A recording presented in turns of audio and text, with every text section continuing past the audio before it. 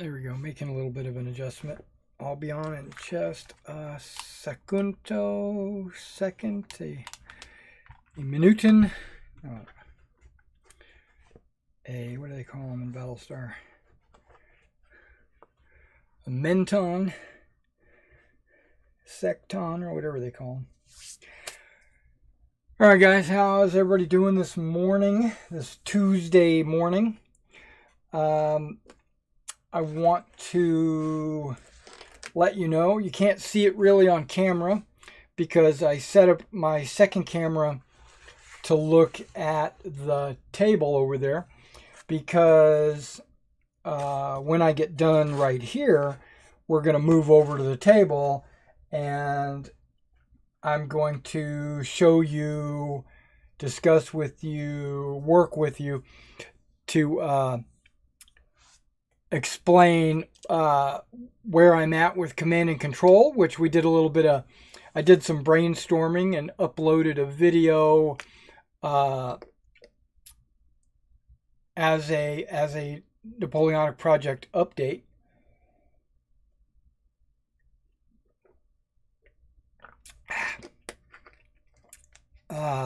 Tonight, after later tonight, I'm going to upload another video which will show off the progress again, but this time I'm going to show off my generals. I have all the generals at Quatre Bras, except for the two Brunswick generals. But I do have a couple of British proxies that I would be able to use. I thought about it afterwards. I said I probably should have made some Dutch-Belgian proxies or something, but nah. I had these extra British generals. I just put them together. What am I doing? Oh yeah, I am about 2/3 done with these general. What I'm doing now, just so you know, I'm working on their I'm working on their bases. I've already textured their bases. I did that last night before I went to the bed, and then this morning I started doing the static grass, and I've got about 2/3 of the static grass finished, and yeah, I think I need to put some more stones in here. Yep, that's a good place for it. So bear with me while I put the static grass on these, and they're not on camera, so I only have 2 webcams. Actually, that's not true. I do have a 3rd webcam, but it's so old. It's a Logitech, but it's so old. Or is it no, it's not even a Logitech. It's a Creative. Remember those guys? Yeah, and it's got it's 480 by 480. And I never dig it out because it's such low resolution. I could, I suppose, but why bother? You'll get to see all these later tonight. Well, actually, you'll probably see a couple of them on the table here in just a minute, because I'm going to want them for demonstration purposes. Not dolphins, porpoise. Okay, some news, my channel. Okay, let's talk about my channel. My Chanel. or my store as well, channel and store. I have placed an order with Wargames Atlantic okay. Let me start off by saying this is a new relationship between me and Wargames Atlantic. So I don't know what their industry standard is. I don't know what they expect of themselves. I really don't care what they expect of me. That's not true. I want to be a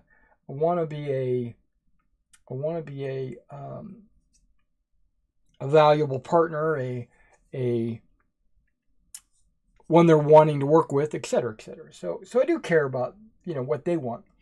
But I'm the customer, right?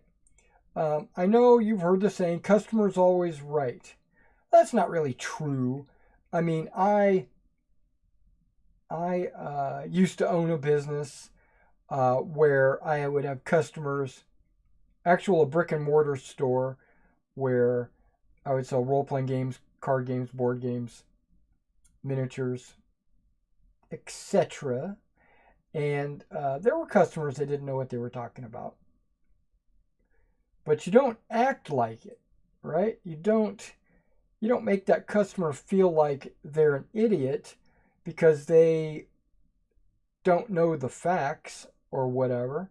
You educate them, right? You talk to them. You say, hey, I got a copy of the game right here.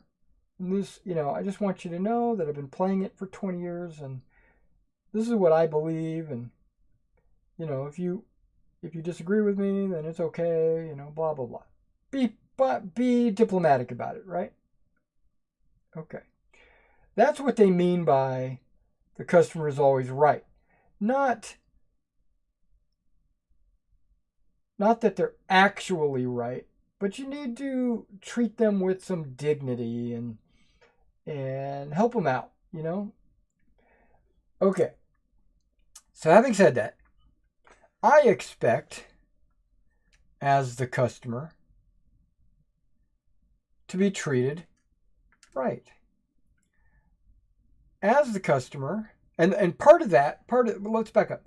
Part of that reason why the customer is right is because they're the one with the money in their pocket, right? First of all, he's a quote unquote customer, which means he's spending money, right? And so if he wasn't spending money, then he would be a bystander, a browser. He's not an actual customer. Customers are people that spend money. That's the definition. Not people that browse your wares. Someone that looks at your stuff is not a customer. Okay. And if they are looking at your stuff, you're going to want them to be a customer. So you treat them right. You attend to their every need. Okay, I'm getting a little exaggerative, but you take them in the back room and you take care of them. No, I'm kidding. I'm just playing around. So Wargames Atlantic, right? They sent me an email trying to get me to be a customer. And I'm thinking, okay, they care. They want customers. They're gonna, I wonder how this relationship is gonna work. So I emailed them back saying, hey, what's up? And you know what happened? Nothing. Not one word. Silence. Huh. Oh, they contacted me looking for new customers. Okay. What's going on? So after a week, which I thought was more than enough time to respond to my What's up? It's not exactly what I said, but you get the idea. After the second week, I received a message saying, this is our order form, and this is how you sign up for an account, and blah, blah, blah, blah, blah. I'm like, oh, finally. 2 weeks later. So I put an order in. In the back of my mind, what was going on was, okay, I got about 10 left. What was going on in the back of my mind was, okay, it took them 2 weeks to reply to me. I wonder how long it's going to take for me to receive an order, right? And I don't want to have a whole bunch of money tied up in a company that's not going to deliver or something like that. That's because they're new. I mean, I'm a potential customer, right? I don't know what's going on. So I put an order in, sent the email with the order form and the application and all that stuff.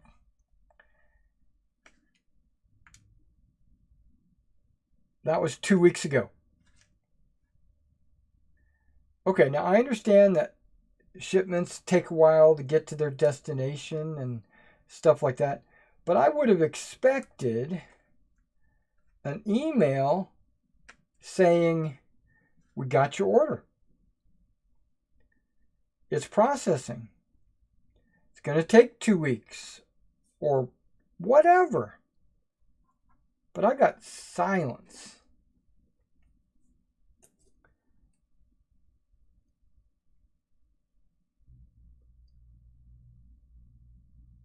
And I understand that this is a up-and-coming company. I want to say they're up-and-coming. They've been out for a few years now, but their product line is pretty small. Luckily, some of their models are what I am looking for. So I ordered 2s and 3s of those and 0s of others. They got some new models coming out that I think I might want to get my hands on. They got some old models that I have no interest in at all. And it's not because my customers don't want them. I don't know what my customers. I don't have a brick and mortar store, so I don't have customers that talk to me, walk into the store and talk to me on a daily basis saying, oh, did you hear about this? And this miniature line looks so cool. I think I'm going to pick that up. Or I don't get that kind of interaction because I'm an eBay store. Now, I can put out newsletters and flyers and stuff like that tells them what I'm doing, but I'm not really getting feedback per se, right? Now, on my YouTube channel, sometimes I will put a poll out there hoping to get responses, But if 10 people respond to a poll, that's not really telling me what my customers are wanting. So what I rely on is, what would I want? Would I want that? No. And what that kind of does is focuses my store into a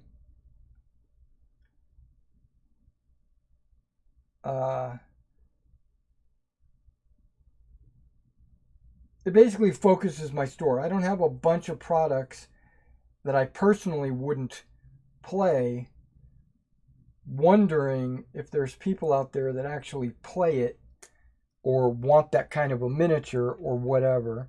So I focus on what my store got its teeth on, and that's historical and fantasy miniatures, right? Mostly historical. World War II Napoleonics and ancients, medievals, and then included in the medievals, maybe some skeletons and some dwarves, you know, maybe a dragon here or there. Because I've got some D&D models out there that I am selling, and those are selling okay. So D&D models would be okay.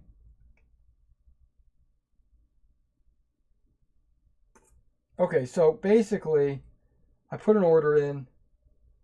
It's been over 2 weeks. Haven't received a message saying, hey, we received your order or anything.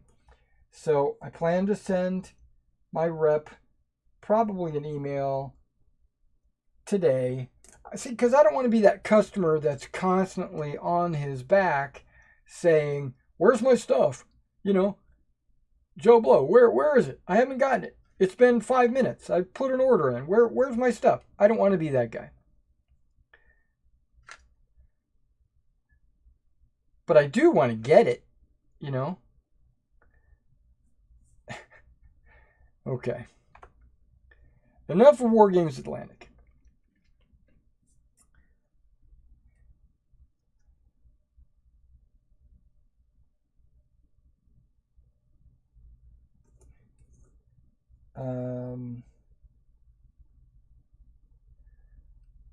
I have a customer that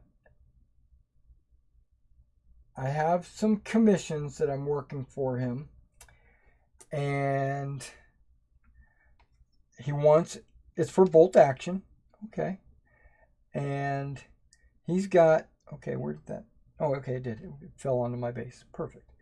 See, I'm dropping a stone every now and then on these bases to give them a little bit of uniqueness, a little variety.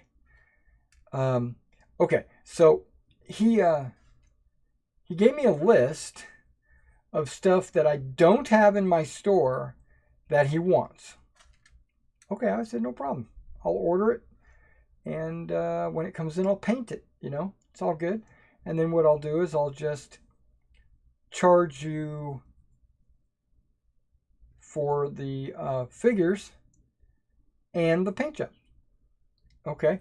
Because a lot of his stuff that he sends me is already his figures, and he's just sending me blank figures to paint. So I'm really only charging him for the paint job. But if I have to go out and buy the model and paint it, well then of course, you know, duh, I'm gonna charge him for the cost of the figure, of course. I mean, that's a no-brainer. Okay, so I got my Warlord Games order form out, and you know what? Everything, 100%, everything that he wanted me to order is not on my order form. Okay, no problem. All that means is I'll just have to order it directly as a customer, as an end user, and not as a retailer. Okay, which means my cost is going to be higher.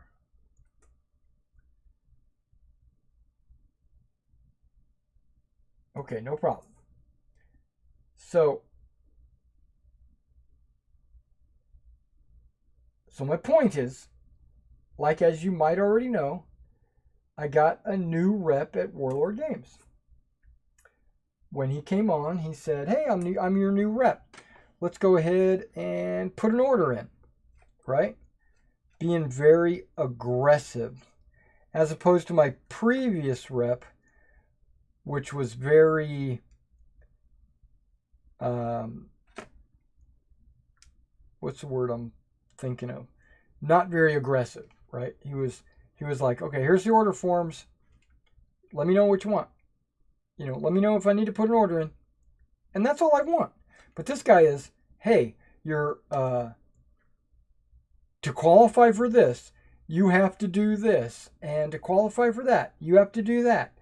And let me tell you that, this miniature is out. So I need you to order it now if you want to be the first one to get it. And I appreciate him, informing me and doing all that. But the way it's coming across is, it was like, order now or else. That's the way it felt. I know he didn't mean it that way, but it just came.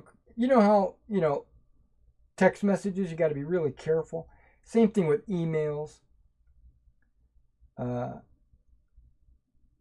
Especially if I don't know you and I haven't developed a working relationship with you.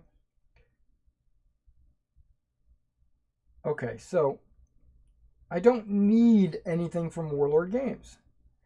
I pretty much have a back stock of Warlord Games products that I want. I'm sure there's hundreds of Warlord Games products that I would love to have, but there's limits. I can't just order everything from everybody. I got to pick and choose my poisons, right? Okay, so I told him, hey, I'm a small company. I don't order every month, or I'm not one of these big box retail stores that orders 2 of everything. That's not me. I pick and choose what I want based on what my customers want. And then we go from there.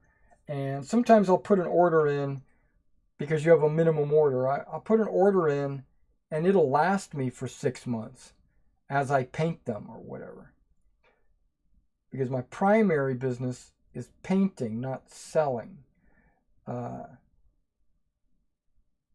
So I get the stuff in, I paint it. Once I get all the stuff in that I've painted, then I'll put another order in. So it might be more than 6 months. It might be, who knows? It might be a year. I don't know.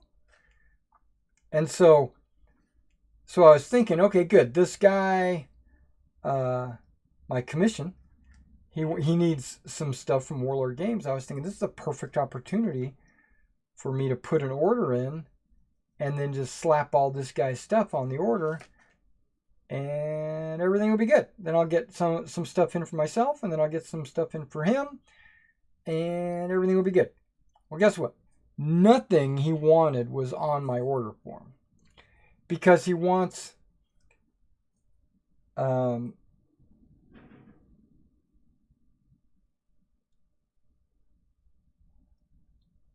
most of the stuff that he wants is blister packs.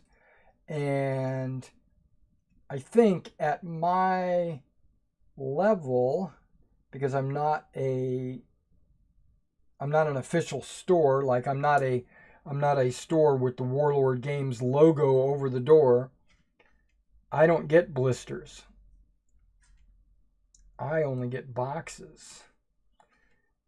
And so, I mean, there's a handful of blisters on their list, but most of it is boxes.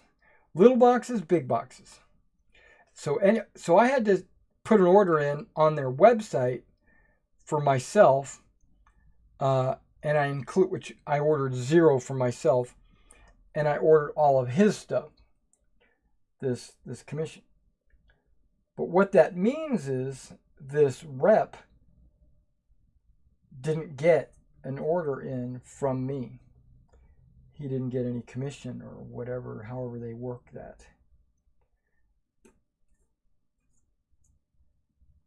So that's sad for him because he was working hard to get some commission.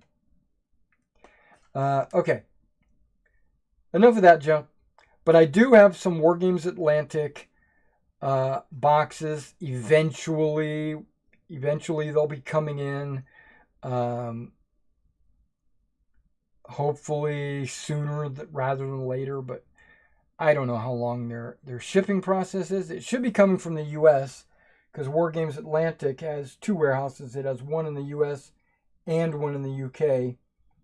It's kind of a multinational company, which I think is pretty cool.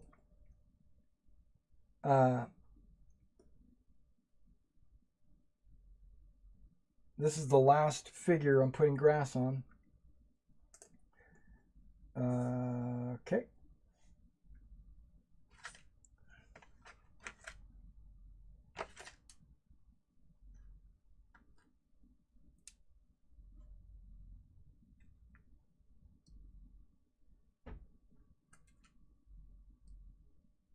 There we go. Who was that? Campy. Okay.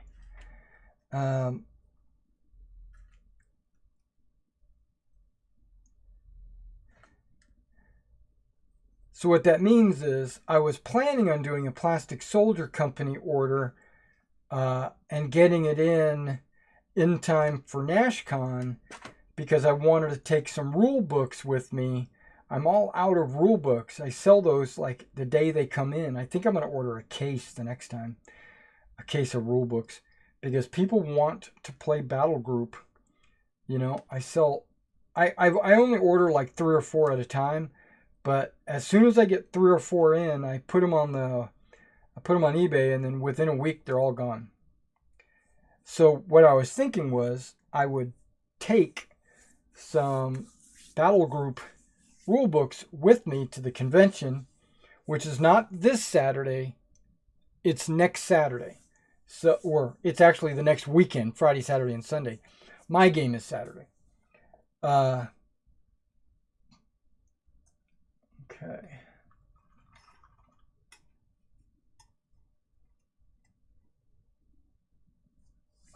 Okay, so the grass is drying.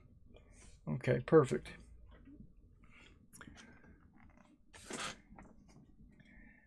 All right, so we're going to move over to the table here in just a second. I want to talk about Melee, some ideas that I'm having with Melee.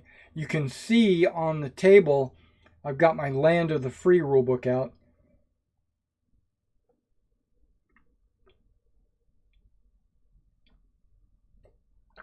Okay, good.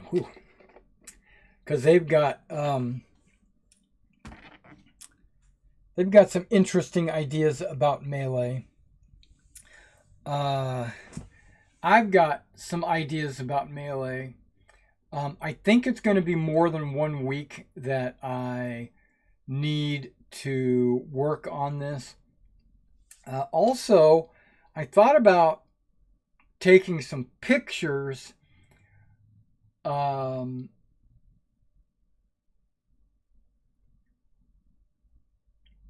units, you know, like take a picture of a unit in a certain type of formation, and that way I can put those pictures in my little rule book that would show any reader what I'm talking about with formations, size of units, base sizes, positioning of troops, measuring command, etc. Right? So I am going to take some pictures, and I'm going to take a picture of my personal collection of figures. No problem. Also, I thought you can look on the screen, right there, the screen. You see that black backdrop? What the heck? I've got to fix something before I move over there. It's zoomed in way too much. Okay. Color change. Look at that. Okay, I turned on my Logitech gaming software, webcam software, and everything changed. Okay, we're zoomed out. We're not completely zoomed out because, you know, that would be completely zoomed out. We are zoomed out, but I know my... Oh my lord. Really? Okay, I might have to fix this. Let's try something. Let's go with a reset. Boop. There we go. And I'm going to leave it like that. Okay, good. Perfect. Yeah, I had apparently turned my, or flat, I had turned my camera so that it would line up with the table. Because when I put the camera over here and it points at the table looks like it's going up at an angle. So I turn the camera to make it look like it's straight across. But apparently I had left that setting like that. Okay, but my point is, okay, you can see the black background that I've got right there. All that is my little photo. I've got a photo booth that I've created with black walls. And so when I take a picture, the camera focuses on the subject matter and not like all the background chaos. But I've noticed that I take a lot of photos, or a lot of video, I should say. I do a lot of video, like on Wargaming tables, or like what I'm going to be doing today, where I talk about maneuvering of miniatures and stuff like that. I do a lot of that kind of stuff with boxes still on my table, right? Because I've got shipping boxes and miniature boxes and like supply boxes and all kinds of junk on the table. And what I do is I pull off some boxes from the front half of the table, and then I put up this wall to kind of disguise what's behind the curtain, right? Where I've been thinking I'm going to invest in a actual backdrop.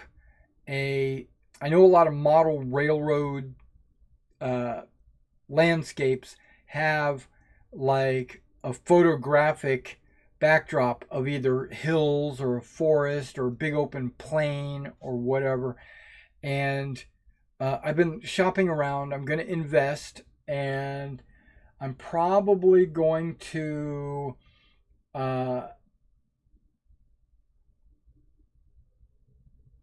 maybe get some foam board or something to put them on, because from what I understand, at first I thought I just bought it, I got this background. Well, that's not the case. From what I've gathered on my research is you get like 10 pieces of paper that are like 15 inches tall by maybe a foot wide, right? Like 12 by 15, something like that. And these are just pieces of paper.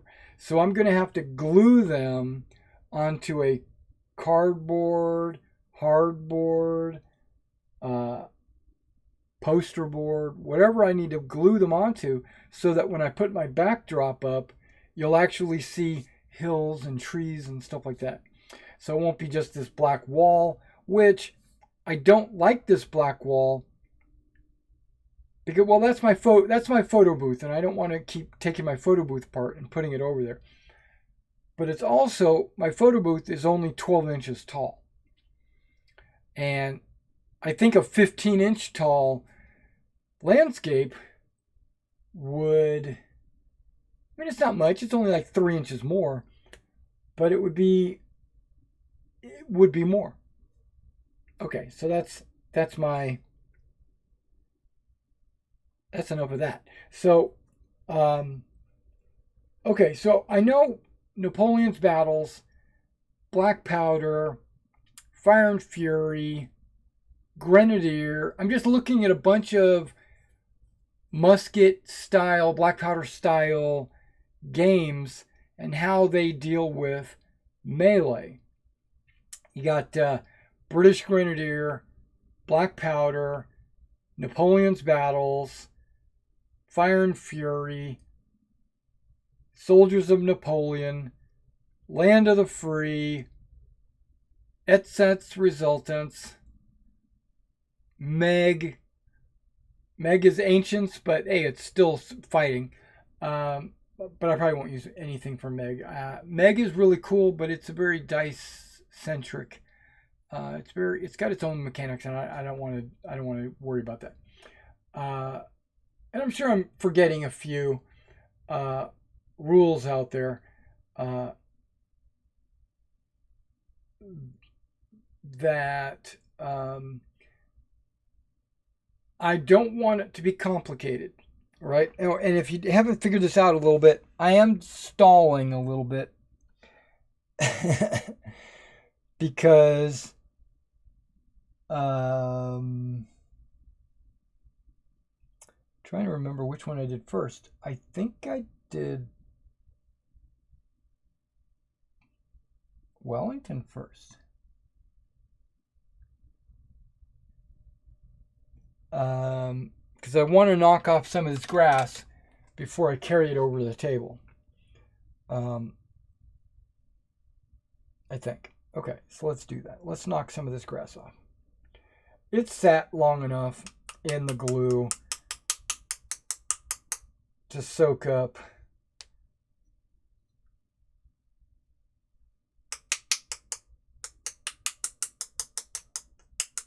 to stick to the glue is what I'm saying. Yeah, that looks good. Okay, another thing with NashCon coming up real soon, I think I'm going to spend this week finalizing all the issues or okay, I can still see white from the glue. That's okay. That's fine. I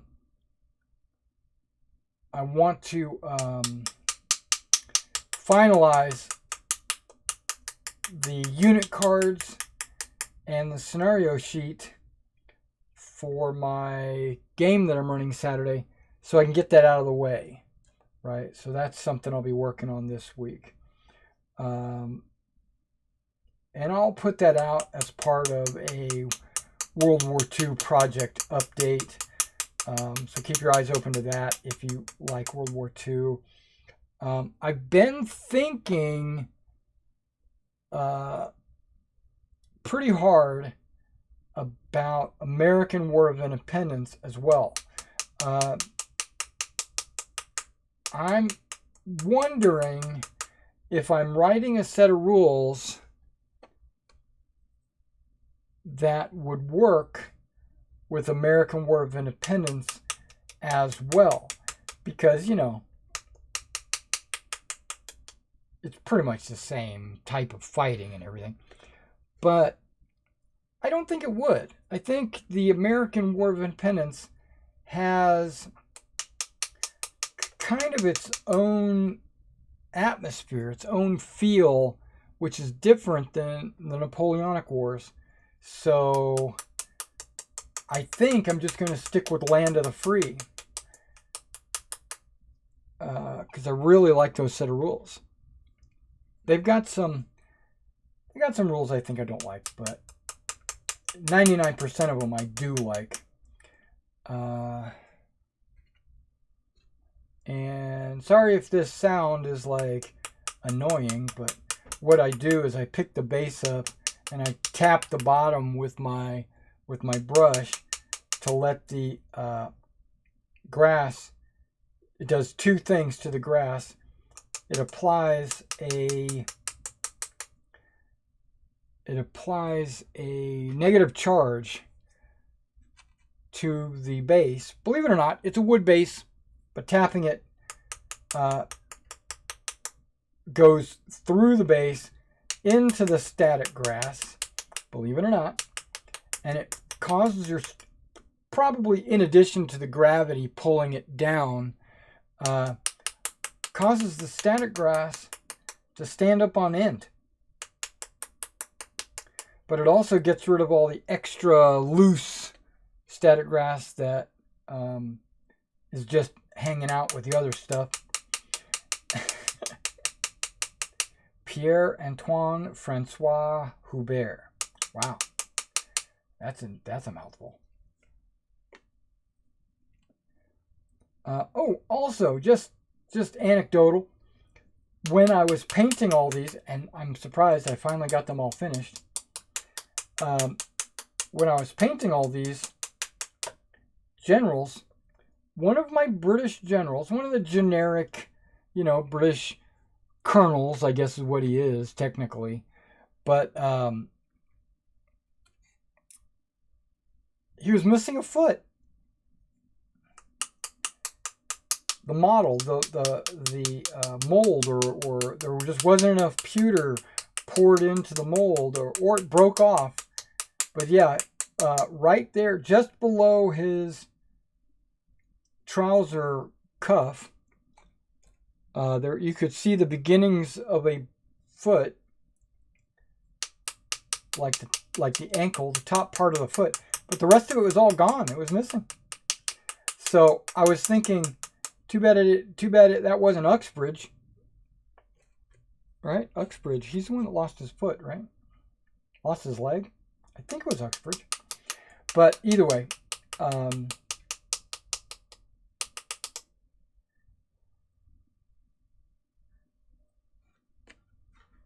wow, these guys are coming together pretty nicely. Very happy. Prince of Orange, huh? Okay, Wilhelm, or William, Prince of Orange.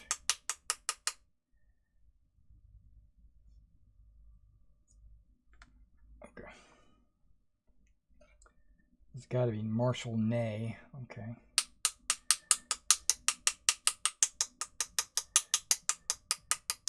Is it Michel? It is Michel. It's not Michael. But that's French for you. You know, you and I, we would say Michael Ney, but it's actually Michel. And why is there an L apostrophe Hertier? What's that L? It's La Hertier. It's not an L-A or an L-E. It's not Lee Hertier or La Hertier. It's just La Hertier. Well, I just put an in there, right? La Hertier? I don't know.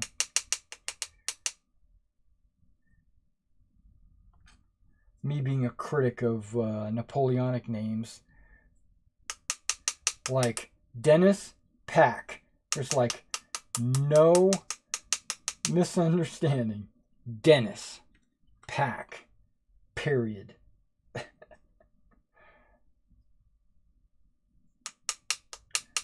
Gilbert Bachelot.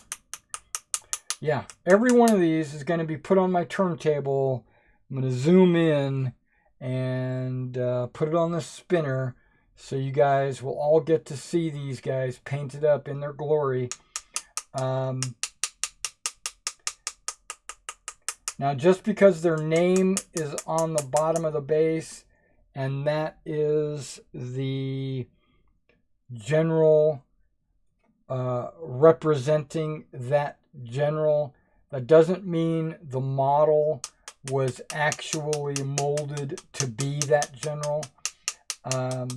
There's only about 10 of the generals that actually are what their figure says they are. The rest of them are just generic generals that I put in that role, and I just put their name on the bottom so that I could keep track. And when I went to paint them, I knew like what style and what colors and stuff like that I was supposed to paint them.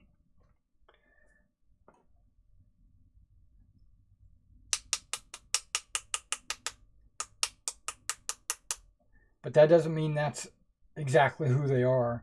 And a lot of these models, they're just generic, like brigade commanders, you know, or actually some of these guys are colonels, which might be battalion commanders. But because they're a colonel on a horse, I put them as a brigade general or whatever. But then again, you got a battalion of 24 figures. That's not the size of a battalion, right? That's not even a company, you know. So the scale works. Use colonels as brigade commanders, you know.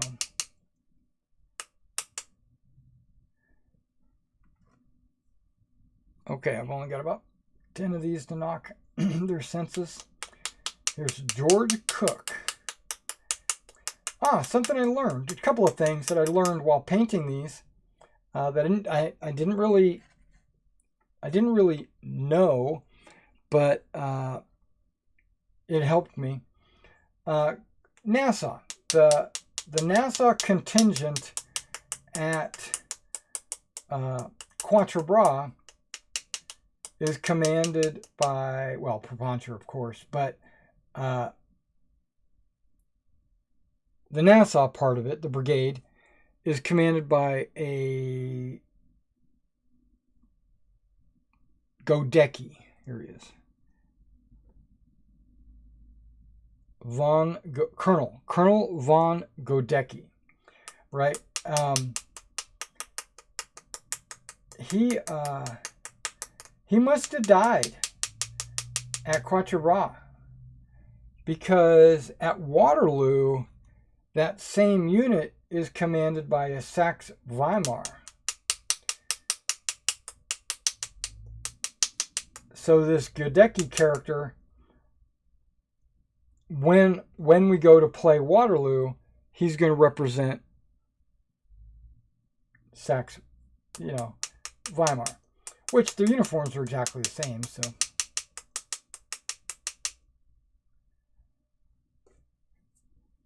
okay, 6, 7 guys left. Okay.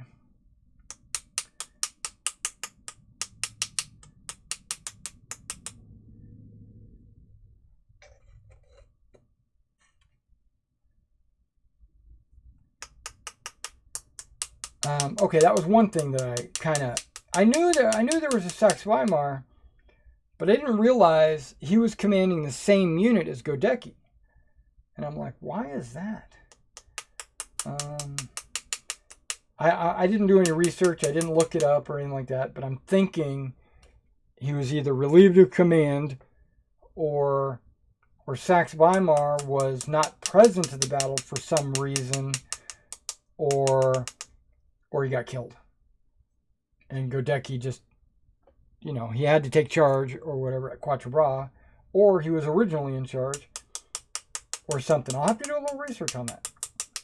The second thing I learned, which not that big of a deal, but I've got a spreadsheet and everything with every general's name, what their uniform is, what I even got down to like what color their trousers, their underwear was, or what color their hair was, or what color their horse was, and all that stuff. I believe it or not, I got pretty detailed on that. And when I got to the Prince of Orange, I was like, hold on a second, what the hell is going on here? He's got an unusual sword that it's not the same type of sword that all of his other officers are carrying. Well, hell, it's probably a royal, it's probably a royal privilege, obviously, but it's probably like a household sword or something passed down through generations. But I don't think so, because it's more of a Napoleonic looking sword. It looked like a curved cavalry saber, but it's got a very unusual looking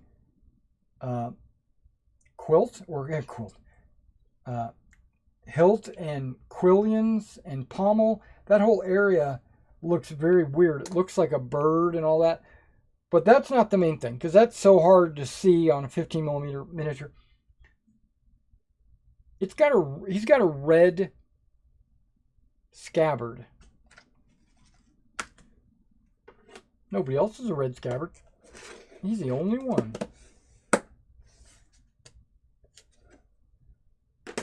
Okay. All right, so let me see what I got on chat. Looks like we got a couple of chats, but I'm going to be away from the computer. I'm going to be at the table talking more at you than with you. Just basically letting you know what my thought process is I'm going to try to work through my thought process for melee.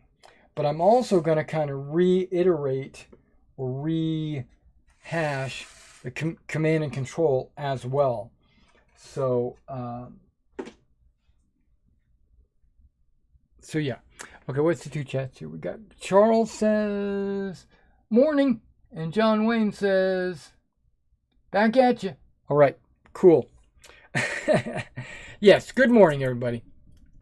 All right, well, here it's actually 12:02, so technically I read it in the future. So in the future, it's afternoon. Okay. Mouth is dry, mainly all this talking. Could be all the drugs I'm doing.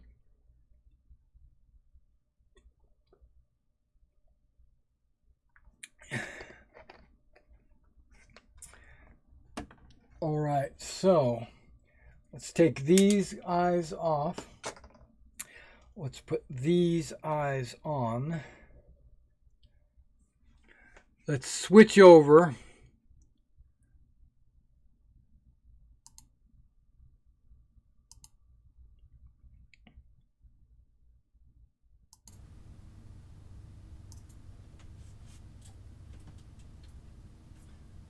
Okay.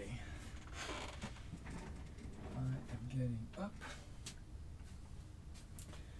I am moving over.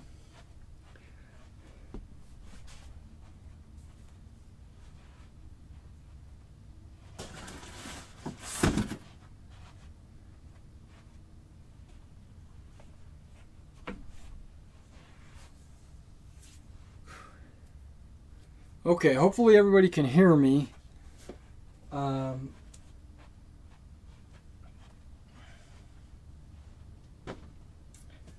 Let me grab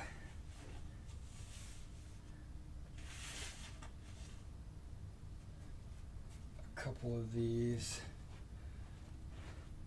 This is going to be a little bit slower process, guys, because I'm going to be walking back and forth to my shelves without editing. Right? My command and control video was hours and hours and hours of recording, but then I edited it.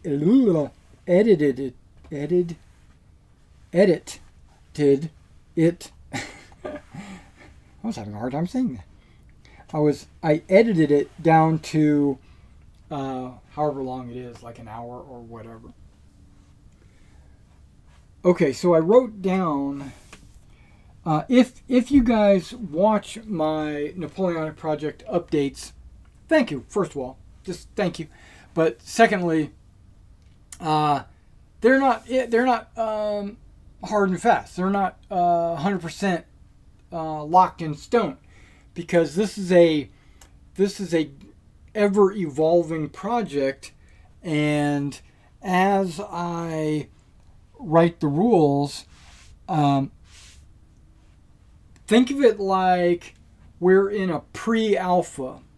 Once I get the rules kind of written, 100% written, I would consider that an alpha, because now I've got all the features in the game, and I'm going to then internally alpha myself, playtest it, work it out, see if it works, and then we'll go to beta, which I know I'm using computer terms, but we would go to everything is done, everything is written, I think the game is playable, and then I might invite some friends over to play it to see what they think of the rules, to give me some input, or I might just play it solitaire on stream, and then you guys can see how it plays.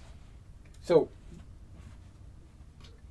what I'm trying to say is, just because I had a video the other night saying that I was going to do it this way, doesn't mean 2 minutes later I've changed my mind And after I've already uploaded the video, I might say, oh, no, I'm not going to do it that way. I'm going to do it this way instead. So just bear with me. It's ever evolving is what I'm trying to say. It's not a guarantee process. Okay. This French general, that's Bylant. Okay, so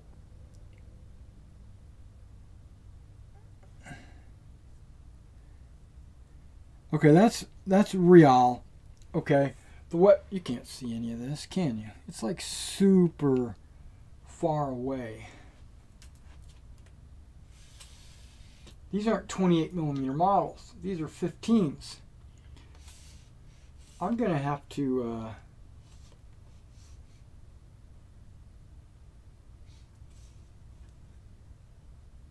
I'm gonna adjust. I'm gonna zoom. I'm gonna zoom in, guys. Give me a second.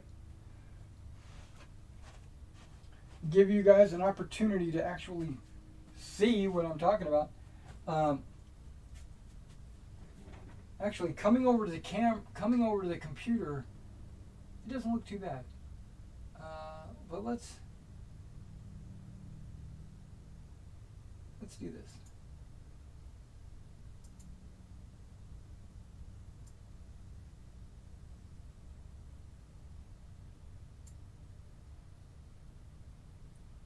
Let's go here.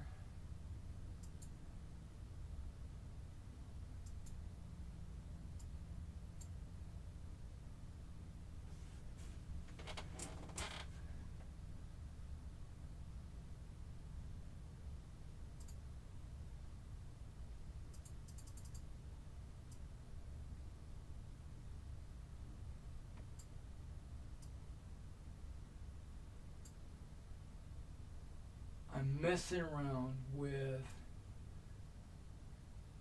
some of my settings. Probably can't hear me, but just bear with me.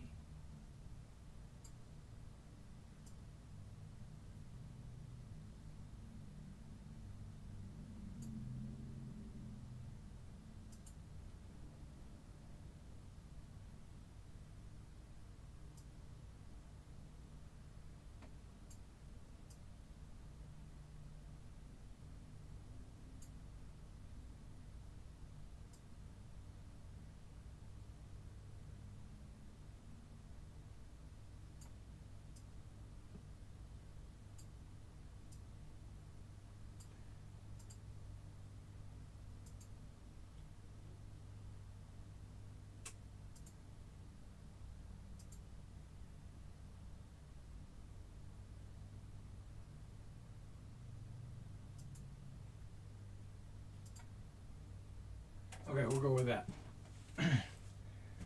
Hopefully that helps a little bit. Okay. Because on my screen or on my monitor, it looks like it's a little yellow, like a little darker yellow. But on my table, it's definitely green. Okay, so Corps Commander, right? Corps Commander is going to have three figures. The division generals are going to have 2 figures. The brigade commanders are going to have 1 figure. Okay, and then overall army, whatever, is going to have 4 figures. That's 100% locked in. That's not going to change. That's the way it is. Okay, that's the way it's always been. That's the way it's always going to be. Okay, great. Not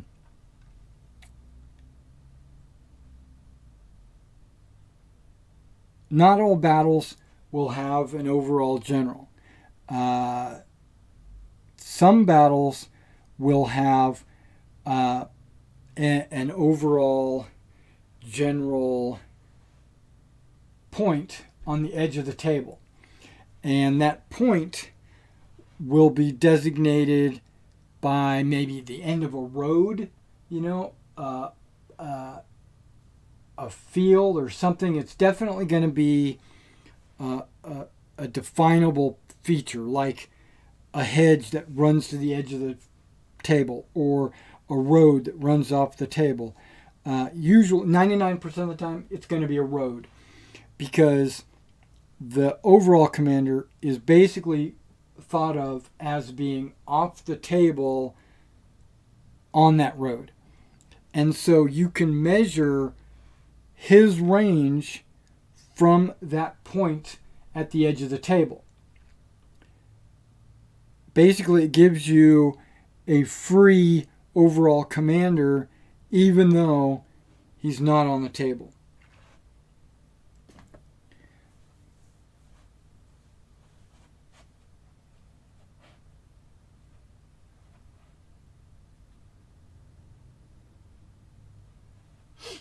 Okay, there's going to be a lot of this back and forth, like I said.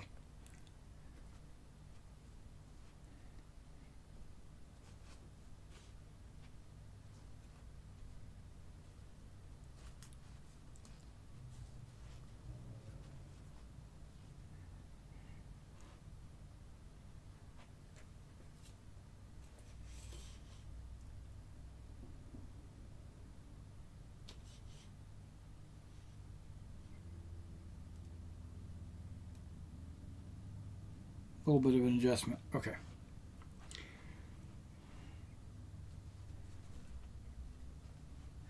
Now, I'm not planning on doing the photos today or anything, or tonight or later or whatever. Once at some point after the convention, probably I'll take some photos of units in various formations and put them in a folder somewhere, and then use them later when I need to.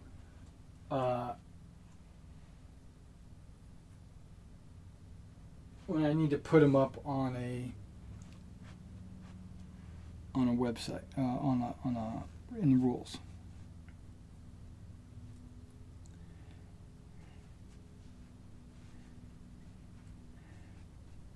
Okay.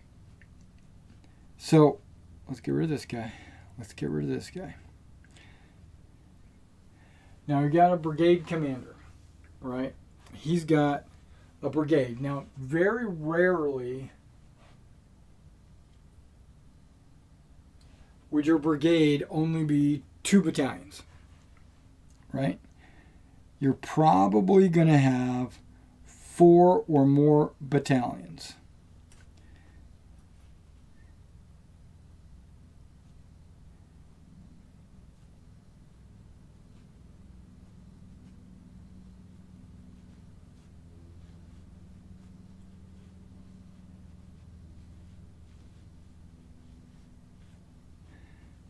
Okay.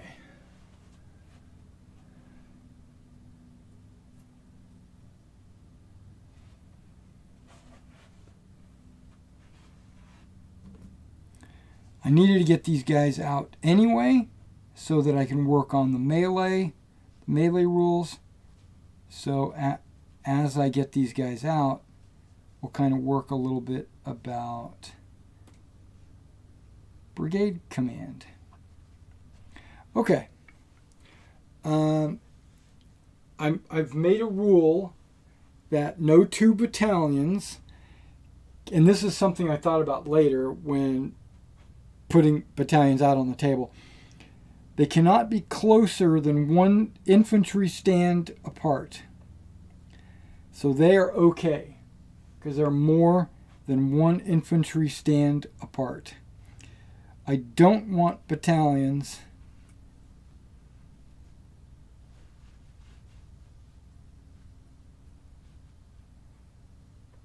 actually, I think, yeah, 1 infantry stand is kind of big, but I don't want it to be this close. I want them to be at least 15 millimeters apart. And that is the size of a base. And it can be eyeballed. It doesn't have to be exact. Okay? I'm not going to get anal about it, and we're going to get down there and measure it. But I just want you to eyeball it and say, okay, that's about 1 finger width. That's fine. This guy can come in a little bit.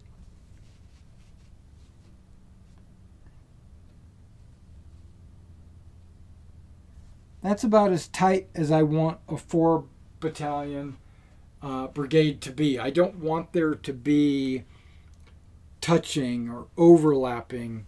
I've had this problem in the past where, specifically in Napoleon's battles, when your battalions can be like this, right? And players would have all their battalions like that. And then all of a sudden, it kind of looks like a medieval attack battle, right?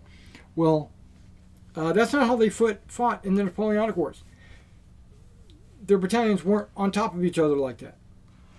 Okay, but I understand that even though they're touching, there's still a big gap because 1 inch is 50 yards, right? Just, 1 inch would mean these groups were 50 yards apart. But what I've seen in the past, and I don't want this to happen to my games, and I want to help both sides be able to identify how many wounds are on each unit and how many units are out there, and et cetera, et cetera. But what I've seen happen in the past is the controller of units like this would accidentally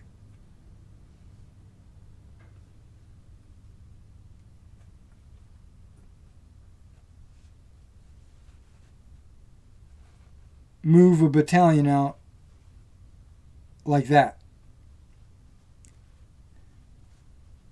right? And something's wrong here. This guy is not part of this group. This guy is part of that group, So by keeping your battalions separated, by keeping them separated and not touching, you help the owner and your opponent. They know which ones are which, like which battalions are which. Okay. So that's guaranteed. That's going to be written into the rules. I thought about a base width. I thought about an infantry base width. It's something that can easily be measured, by using a base from your battalion. 15 millimeters. But again, it doesn't have to be exact. Just as long, like that's probably closer than a base, but I wouldn't whine about it. Okay, so then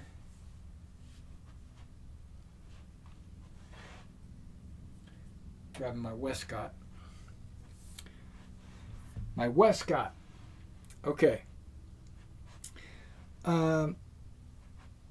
Something from Land of the Free that influenced my decision making about command and control was Land of the Free measures from, just like black powder, it measures from the center of the model, right? So the general. But in Land of the Free, you don't have multiple base generals, you don't have dioramas like this. All you have is just a single figure on a base. And so that's easy to do, to measure from one single base, one center. Okay. But that's fine. That's I don't fault them for that. I think that's a perfectly fine set of rules. Their other half of the rule is one of these stands in each of these battalions, regiments, whatever, would be the command stand. And as you can see, we got the flag is making it easy to identify which is the command stand. Now, normally you would put a command stand in the front rank like this, right? This one's in the middle rank. This one's on the right. This one's on the left. This one's on the back. Okay? I'm glad it worked out that way. Because in their set of rules, depending on where you have your command stand, is where you have to measure to give that orders to the unit. They expect it to be in the front, in the middle, but it doesn't have to be, right? So, like this guy, oh, and you have to measure to more than half of the command stand. It's weird, right? So you're basically your sphere of influence is what they call it, is got to be able to encompass the command stand, but not just the command stand, more than half of the command stand. Okay. So to me, if I was thinking the command's got to basically reach to the front of the center of the thing, which is kind of what they're trying to get at. And it has to reach all the way back to the head, the center of the command figure.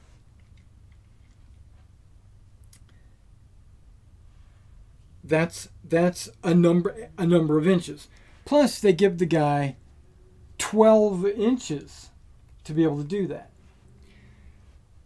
Well, that's 12 inches.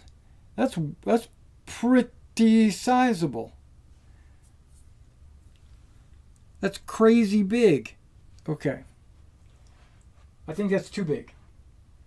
They give them 12 inches, and then they give their more veteran or higher quality generals, they give them 18 inches. Now I'm thinking that, and I understand that game can be played in 28 millimeter.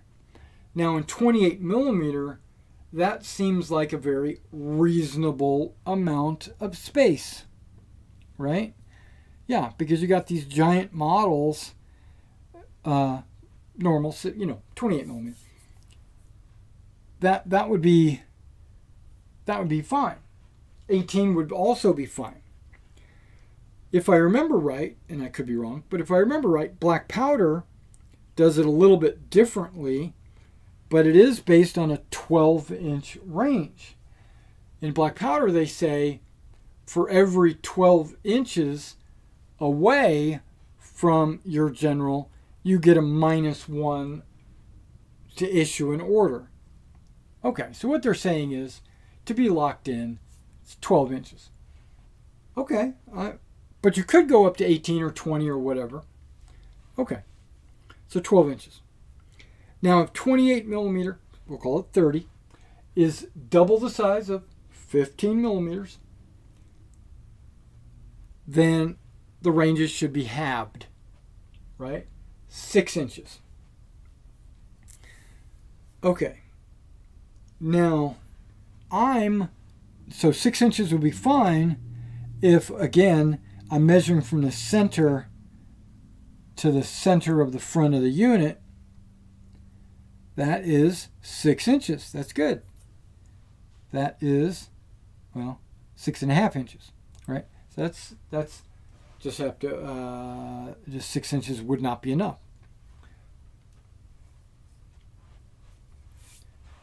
But that's not how I'm doing it.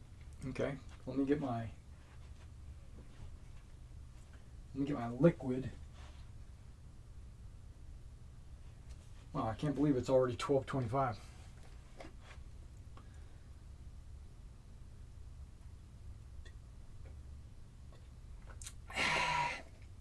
Yummy.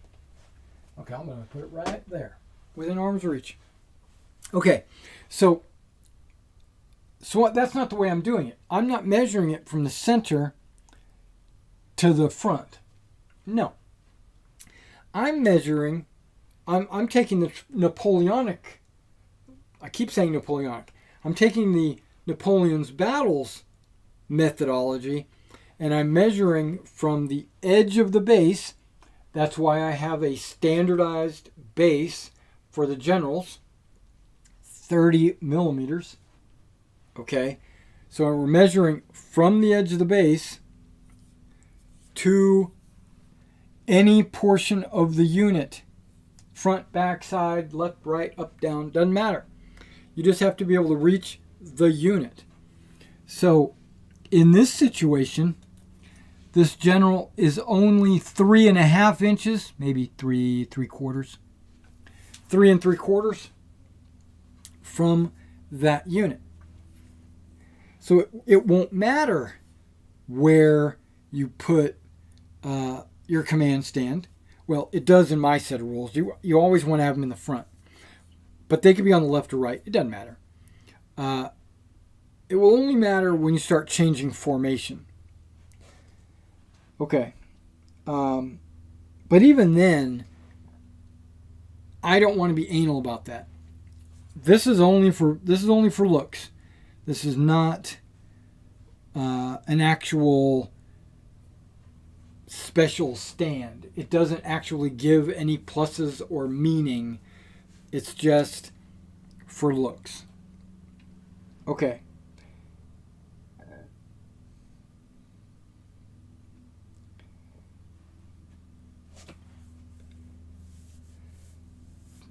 So I'm thinking that a brigade commander could easily have a 4-inch range, and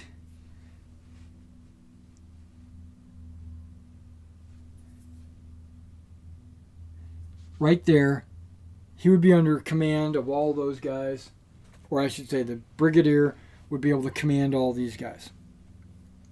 Okay, so 4 inches is where I'm going.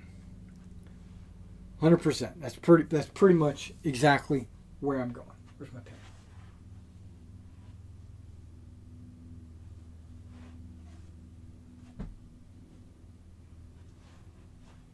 Oh. Surprise, surprise. It's on my clipboard. Okay. So with a brigade of 4 inches as the standard, I might go up or down from that based on quality, but I'm thinking 4 inches. But now we need. Now I want to kind of. I had an epiphany, or about commanding 2 levels down. Now remember, brigadiers can command their battalions. They can also command the divisional guns. Okay. But a division general, not only can he command his brigade, but 2 levels down. So a division general can command the battalions. Okay. So on camera, imagine this brigade stops here, right? And he's in the center of the brigade with his 4-inch range to this battalion, no problem, right? Okay. Now, if I give the division general 8 inches, okay, that's the center. Yeah. That's the start of another brigade. And there's a brigade general over there.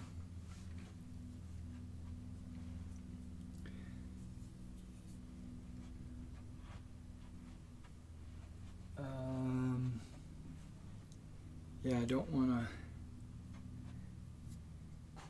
But you would get the idea. 4 inches. He's 4 inches away from his far left inside brigade or battalion. More importantly, how far is he from the outside? Because, okay, I'm trying to get to it. I'm not sure exactly how to word this, but the division general doesn't need the brigade commanders to command the battalions. He can go direct, right? So technically, I could have these 4 battalions with the division in the middle, right? Okay.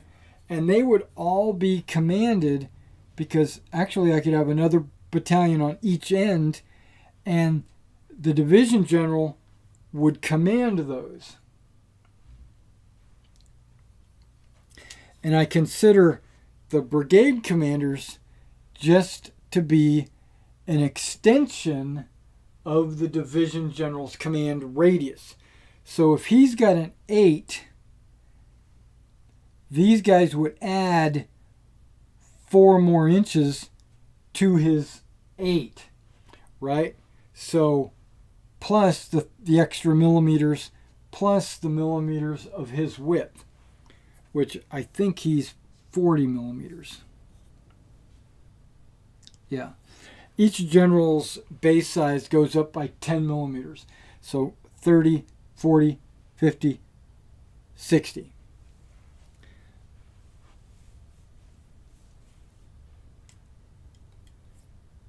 Okay, so most importantly is, where do you put the division general to command your battalions, but your brigades, your brigade generals can give extra movement or extra range. They're basically like his assistants, because that's technically correct, and I want it to be that way.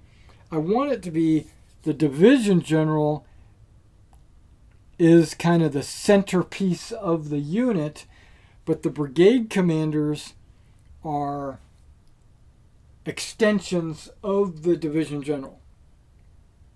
So that's going to work. It's going to work well, actually.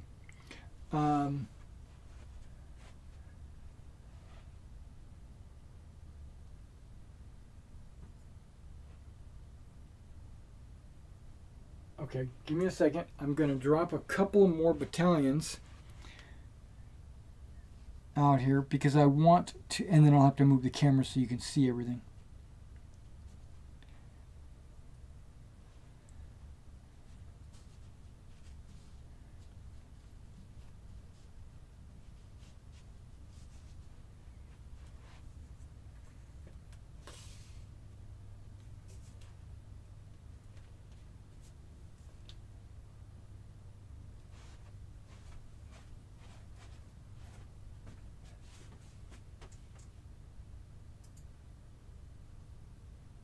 Yeah, that works.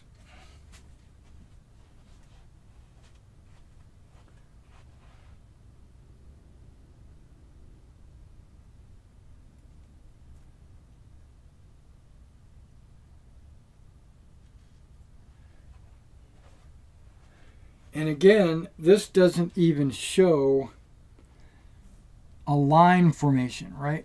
Because lines are going to put another wrinkle into this. But that's not really my concern, because that's really, you guys are going to be this way? Okay. That's really up to the players if they want to deploy a line or not.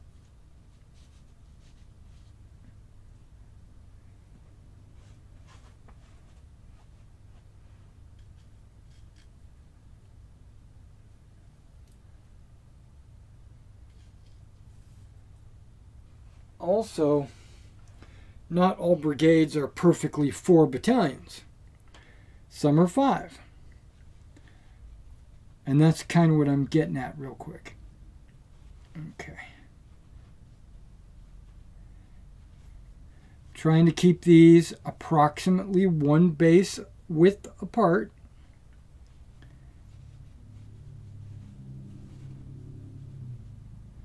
right? You got 4 battalions there. And 4 battalions here.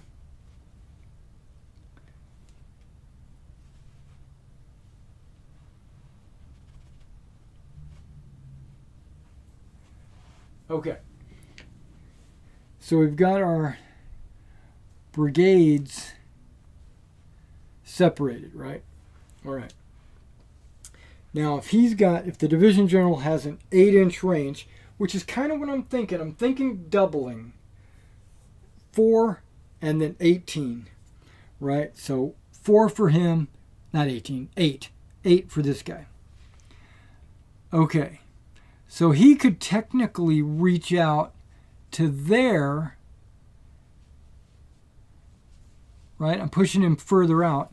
And with his 4 inches, he could technically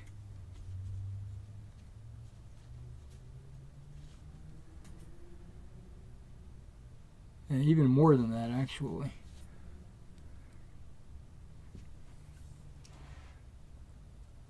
That guy could be pushed way out with that extra 4 inches. Now, let's see if I can do that on this side. 0 to 8. And then again, if you want to get a little bit extra inches or whatever, you just bring him up. But, and then with 4 inches,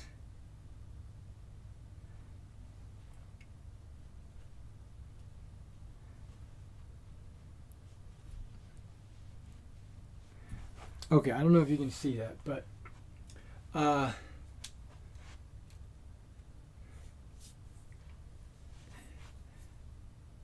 you've got this little extra area to work with. You got, that's more than a base width. That's quite a bit of space. So if it was deployed like this, hypothetically, right? He is not within 4 inches of him. But it doesn't matter because he is within him. He actually commands all of these battalions directly. This guy's just giving him a little extra wiggle room, right? Gives him a little extra room to spread out. And again, the 8 and the 4 can be adjusted based on, historical data. I'll have to take a look at that. But so technically, these battalions could shift a little bit to the left. These guys could shift a little bit to the right. You could have a little bit extra movement. But I'm thinking 8 and 4 is definitely the way to go there. Okay. And then you've got the Corps commander. Right? Okay. The Corps commander. He's off camera. Still off camera, but that's okay. I'm putting him generally in the center of 2 divisions. Okay, generally. And if I go 4, 8, I'm thinking adding 4 more, making this 12, but I don't think that's enough. I think it should be double. 4, 8, 16. That's what I'm thinking. Now let's give me a thought here. 12, 13, 14, 15. Okay, that's 15 inches, which if it was a 16, that'd be fine. It would give the divisions a little bit of wiggle room. You don't want everybody to be locked in. But then also, if I wanted to, I could tighten up my battalions by going into multiple ranks, which you should be in, right? They shouldn't be just everyone deployed. This is Division Online, and Division Online is almost a never a thing, right? Sometimes it is, but almost never. Okay, so that's command and control. There's no die rolls. There's no now this guy, the Corps, cannot directly command a battalion. But oh yeah. This is another thing. Whew. I got all kinds of things.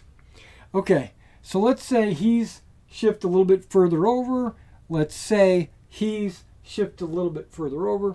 Let's say he is right here.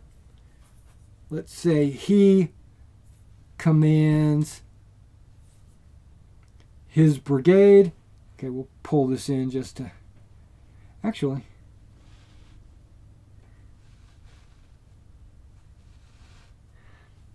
Okay, so this division got spread out just a little bit too much, right? Okay. Let's say there's another brigade off camera over here, and that's why, not another brigade, but another battalion off camera. That's why he had to come this far over, because he needed to get that other battalion into range. This division, 8-inch, is keeping him in command. Perfect. 16 inches, 12. Okay, so according to my command and control rules, this guy commands this guy commands this guy, and then this guy will command the battalion that's off camera. So there is a chain of command.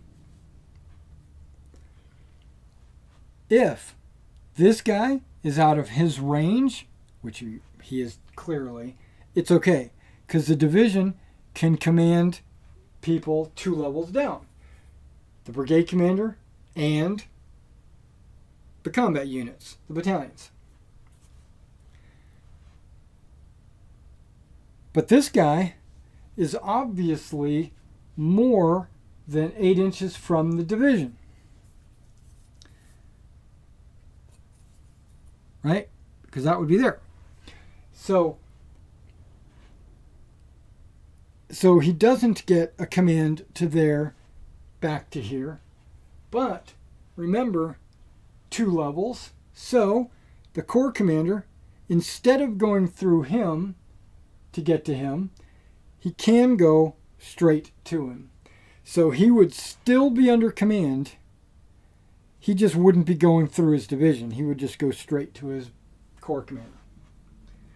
So that's going to give quite a bit of flexibility. This Corps commander can shift out of his range as much as he wants, or he could actually leave this guy behind and only go with these 3. However, it doesn't matter, right? It doesn't matter, because he would still be under command. So kind of like he would be his own brigade commander with an 8-inch range, kind of like. But he could be under command directly from him. And then if you had a overall commander, like a Wellington or a Ney, and if they were on the table or not, because even if they're not, okay, if they're not on the table, it will always measure to, like, just hypothetically, let's say this is the point on the edge of the table that I said that the overall commander is. It's going to have a reduced command range because the miniature is not on the table, but it's not going to be reduced that much. So if I double the 16 and I go with like a 32 for an overall commander, probably not. Well, I'm probably going to go, yeah, maybe a 32. I'll have to think about it. But it won't be 32 from the table edge. It'll probably be about a 26 approximately. Okay, so the 26, can the overall commander command a brigade? No, because that's more than 2 levels down. 1, 2, 3. So you can't command. Can you command a battalion? Of course, no, because that's way too many. That's 1, 2, 3, 4. No, you can't command. But you can command 2 levels down. So he could command the Corps, that's 1 level down, or he could command the division, because that's 2 levels down. 1, 2. As long as that division general is within the 28 inches, 26 inches of that road, then he would be considered in command. In part, he would be considered within that chain of command. If he got too far away, then hopefully your Corps commander is within range and the Corps commander can reach out to the division. Okay. One of the advantages of putting a overall commander on the table is that he can move. He's not stuck at the road. He will get his full 28 inches or whatever it winds up 32 inches or whatever it winds up being. Plus, he can adjust based on where he needs his command. He doesn't have to be, he's not locked in, and he's got his full command range. So that's where I'm at right now with that. Now, when you are out of command,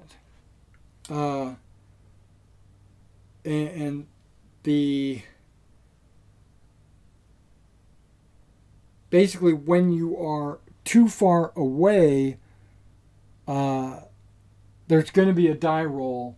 It's going to be an experience test to see if you get to do anything. But I haven't worked that out just yet, but it's going to be an experience test, and I don't know if I'm going to have anybody lower than a division make an experience test, but I think I'm going to do brigades. They're going to have initiative, and then divisions are going to have command tests. So, and then corps,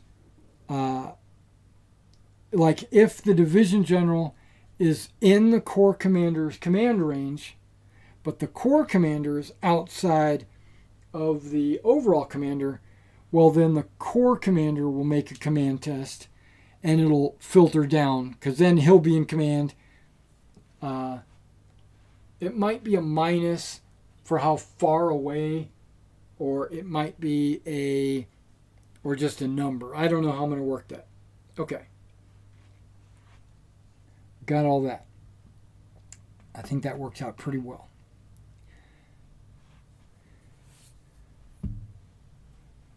Okay, let's talk.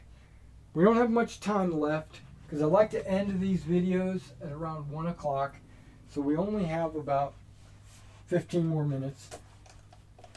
Let's talk about melee.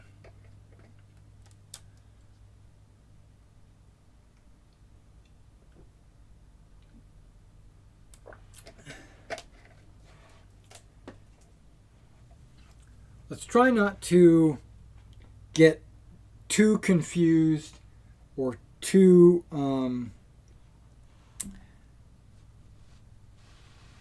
I don't want to get too complicated when it comes to okay.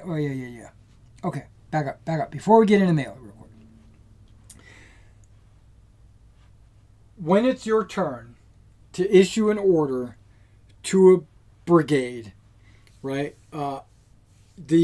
You picked a brigade that you're giving orders to, and then that is the go, right? This brigade is the go, the give orders. So you have the go, I have the go, we go back and forth, and it's giving orders. If I have the go, and I choose this brigade to go, but this brigade commander is so far out that he's only commanding these 3 battalions, this battalion is still part of his brigade, even though he's not getting commands directly from his brigade commander. It's not about the command, it's about the unit organization.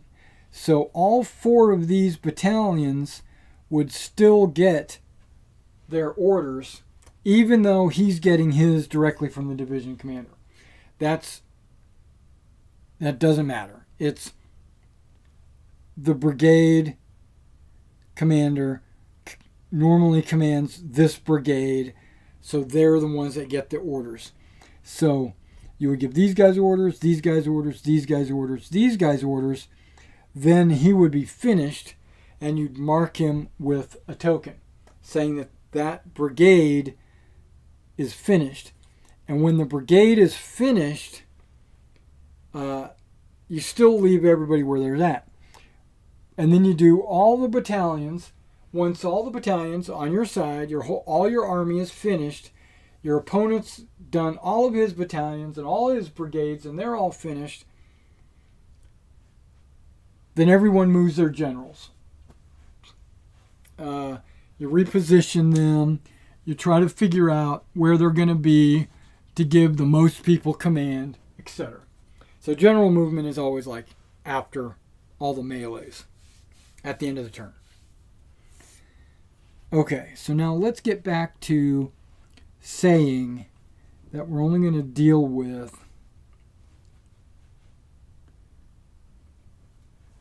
this one brigade here.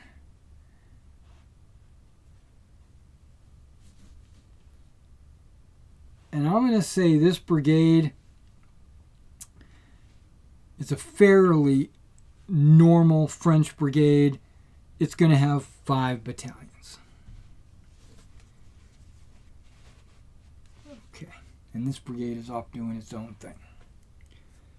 And this doesn't matter where the division general is. Well, it does, but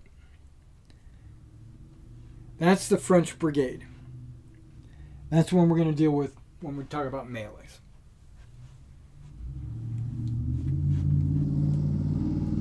You guys hear that outside? I don't know if you can hear that outside, but okay, we're going to give you a little down perspective. Oh, wait, what? Okay. A little bit of a down perspective. Okay.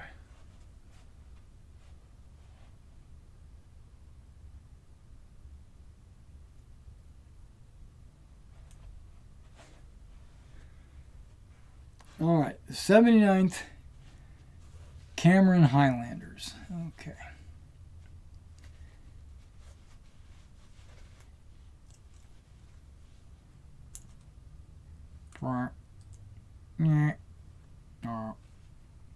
Beep, bop, bop. Deployed in a line of formation. Okay. Remember, in my set of rules, everything is done in 2 ranks when it comes to line, right? So this is not a line. This is a line. Okay.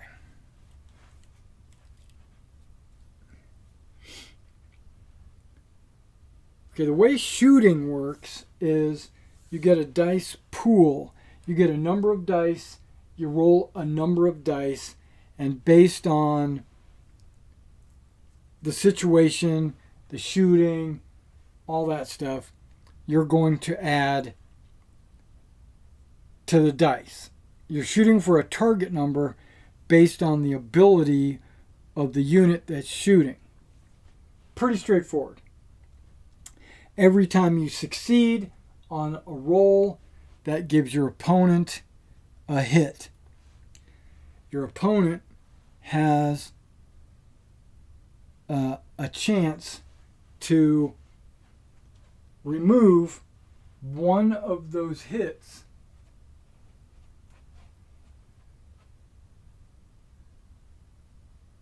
I'm going to grab another battalion.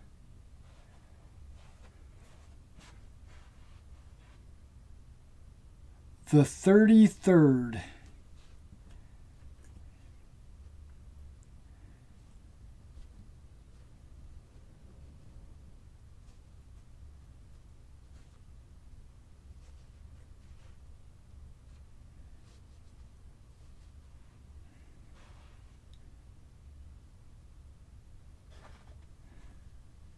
Okay. Also more than one base width apart. Okay, so when you're shooting, right, you have to take into consideration whose threat you're inside of. And you just basically take, I'm looking at the British, and I'm going with a straight line and a straight line. All three of these units are inside this guy's threat. Okay. But when you take a straight line from here and a straight line from there, both of these units are inside of his threat. Okay. So basically, this unit is inside both of their threats, but they're not, because the majority would be this guy clips 5 figures, where this guy only clips 2 figures. Right? So he's technically in his threat and just barely ticky-tack in his threat. So how am I going to do that? Well, I'm going to say if the threat covers the center, the majority covers the more than half of your stands, then you're considered in the threat. This guy is not in his threat because it just clips him. So we would say, no, he's not in his threat. So when it comes to shooting, this guy cannot shoot him. He is forced to shoot him. You have to shoot the guy that's threatening you. You can't just shoot him, shoot him, shoot him. No, not going to allow it. I'm not going to allow this guy to shoot over here. No. You have to shoot if they're directly to your front, right? You have to shoot if you're threatened. So these two units would definitely be shooting him. Some games say you have to shoot the closest unit. Because what if this guy was there?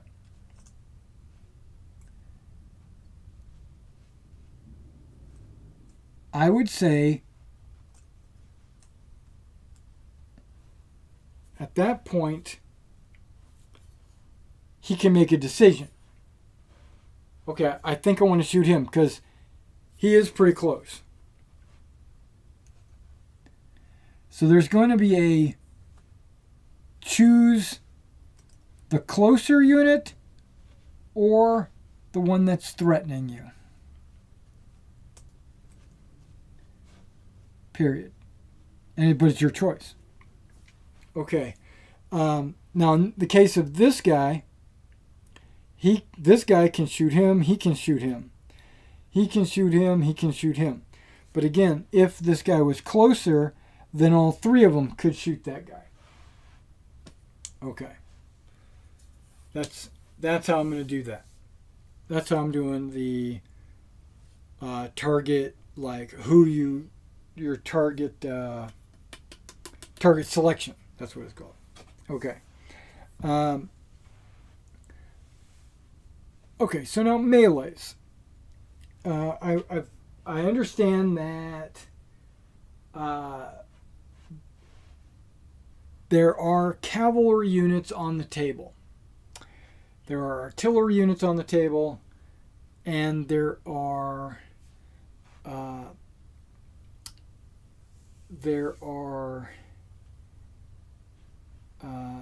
infantry units on the table.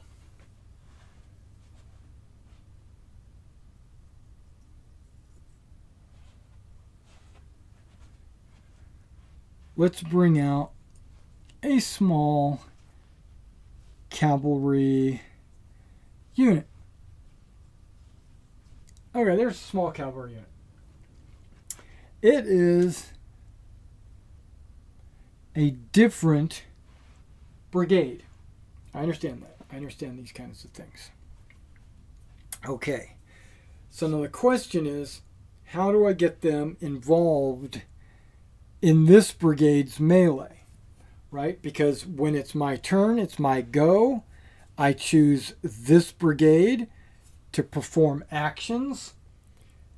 These guys are going to perform actions, but not necessarily melees.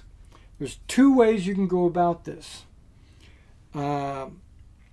The tactic is, there's a couple of different tactics there, and this is out of game. Bring your cavalry up like this, threaten a unit like that, forcing them to form a square. They will have to make a test not to form a square because they're threatened by cav. So what does that do? Well, a square will help defend against a cavalry charge, obviously. Okay. If there is a... Okay, hold on. Let's say he's not there, or he's right here. And let's say this cav is right there. Okay, so now this cav... Now, I'm taking it from the cavalry initiative, okay? This cav threatens this unit and this unit. They have to make a test to decide if they're going to form square or not, right? Okay.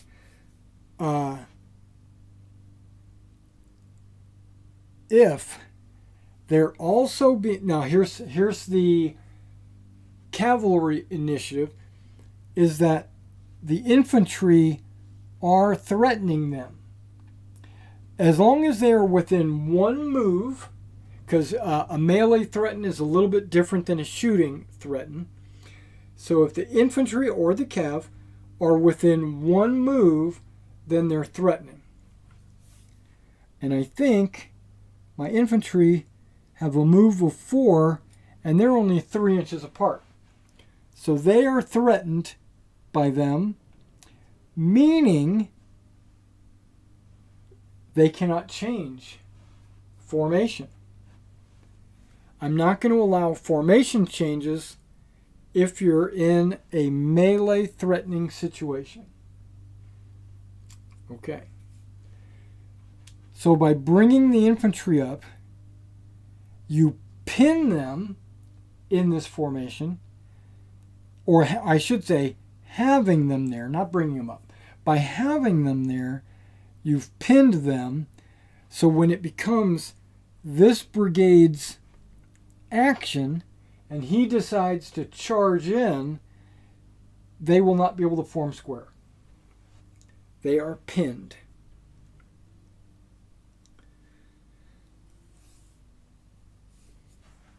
If this guy was more than 4 inches away, he is not pinned. He is threatened by the cav. He can form square.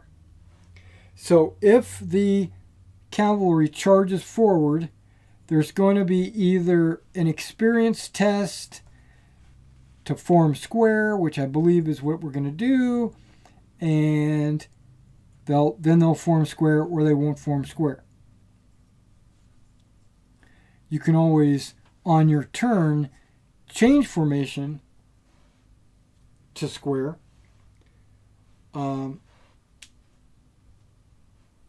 Yeah.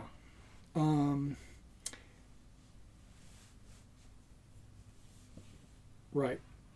Another technique is to bring cavalry up within threatening range on your turn, like just walk them up there, causing him to be threatened by him, which, whether they charge or not, if you are threatened by the cav, that is when you have to form square, not when they charge. It's when the threat becomes apparent. So, theoretically, this unit is further back, right? Start of the turn, start of his action, he says this unit is going to charge them. Then he would move, causing him to be threatened because there's going to be a range. I think they move 8 inches, maybe 10 inches. They're probably already threatening. But once they move up and they get within a threatening range, that's when he makes the roll. If he succeeds or fails, then the cavalry will finish their charge. Okay. Or if this player doesn't want to charge, because a charge requires a test to succeed, you're also far enough back and he's too far away that it would be a gamble, you decide just to move, because that's a guarantee. So by moving within threatening range, whether you're charging or not, you're forcing him to choose to form square. Well, not to choose, but to roll to see if his battalion commander decides to form square. And then if they do form square, when it's this battalion's turn to go, he could charge in and he would be attacking a square. So there is a subtle manipulation of your opponent by threatening with cav, pinning them in a square, hopefully. But they might fail their roll. They might not actually form square. Or I should say they might succeed on their roll. If they succeed on their roll, they can choose to either form square or not form square. And if he succeeds on his roll and decides and sees that they're like right there, he might say, no, we're not going to form square. At that point, this brigade commander, battalion, has to decide if he wants to charge him or not. Or he could just advance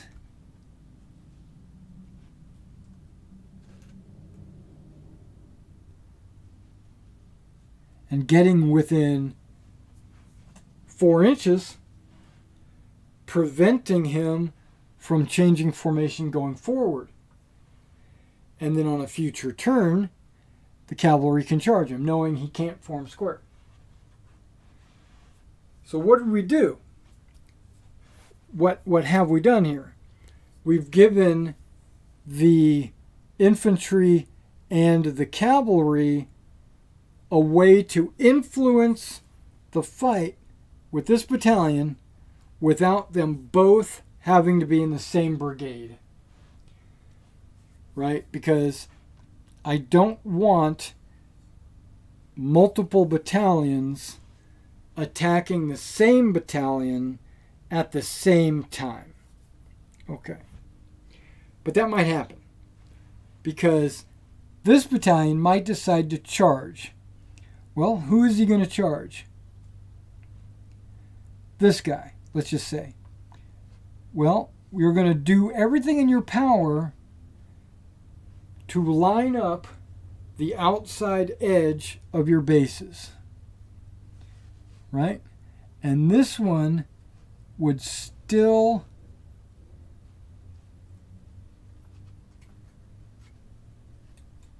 make contact here. So is this fight allowed? These two battalions against this one battalion.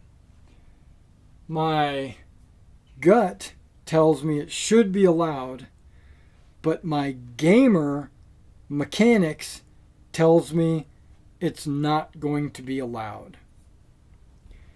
Because I don't want ticky-tack contact. I don't want that in my game. So what I'll force to happen is this battalion to back up. Just slightly, just to say they're not engaged. The defending unit will have to back up. Just a fraction of an inch, just to let you know they're not engaged. Or something. I don't know exactly how I want to do that. Because I think I want to allow these guys to fight, but what if these guys charged? Then they would be there, and then these guys would be there. And are we going to go all DBA and have individual stands fight against individual battalions? Maybe. That might be the way to do it. But I don't think I want to do it that way. So there would be two fights here. This battalion and this battalion. This battalion would be fighting this one. This battalion would be fighting this one. What happened here? Or I could say that the attacker has to shift far enough off of this battalion, forcing it not to be engaged or not being forced back. Okay, I'm brainstorming here.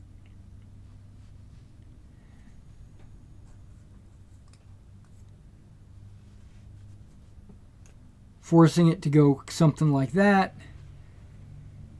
And this other one had a major overlap, but let's just say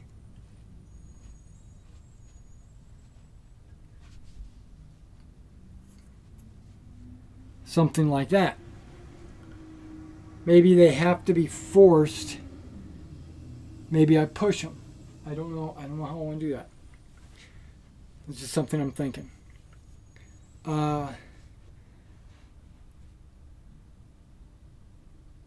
Dice. Okay. You get all of your dice when attacking. Either in column or in line, you get all of your dice. So, but on the defense, you only get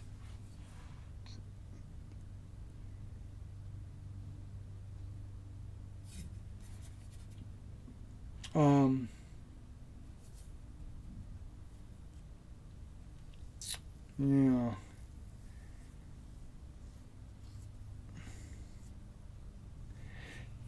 See, because the target numbers need to be tweaked based on the skill and the weapon system they're using, because lances might be different than sabers, which might be different than bayonets. I'll have to kind of figure out how I want to do that. I'm kind of getting that a little bit from Soldiers of Napoleon, where in Land of the Free, everybody just goes for a 5 or better. I think 5 or better is a nice number. That's a D6. I'm using D10s. 5 or better is fine. That's a reasonable number. It's about a 30% chance. I might do a 7 or better, which is a 40% chance, because again, I want melee to be more deadly than shooting. But there is this thing called a counter, okay, forgot to say this. If this brigade has not, the number of dice on defense is a little different than the number of dice on offense. But I think I'm just going to allow it to be all the dice, because it's going to be a melee. It's going to be a brawl. Okay, so everybody gets 2 dice. So this is 6v6 as it goes.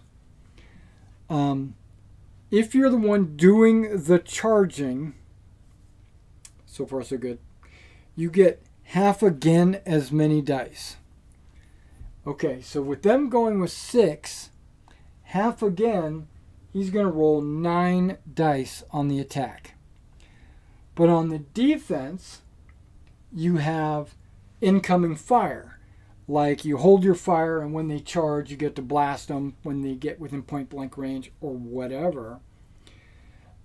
I'm saying you get half again as many dice as your front rank. So this would add 2 dice. No, add 1 die. Would add 1 die, half again as many as your front rank. Where this added 3 dice. So it gives them a little bit of a boost, and it gives them a little bit of a boost. So this would be a 9 die roll versus a 7 die roll, because they're in column. If this unit was defending in a line, it would be way easier for them to be paired up.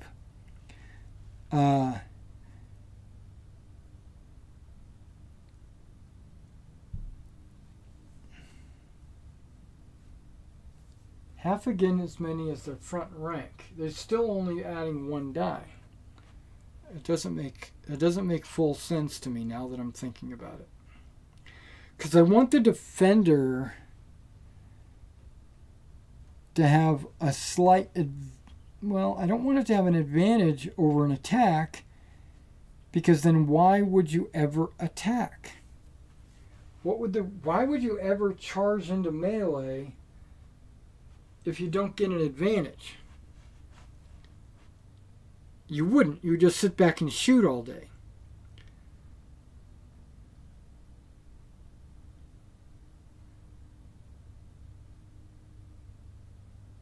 So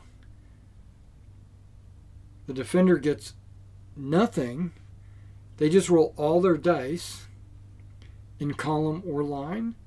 That doesn't make sense either, because I think a line should fight a little bit better than a column.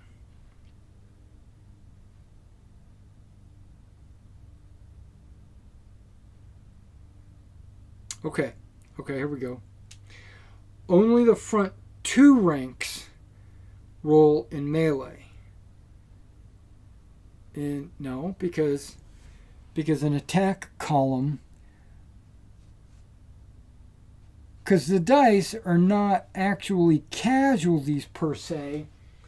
The dice they represent the resolve, the morale hit that you're giving them by causing casualties, but also by, because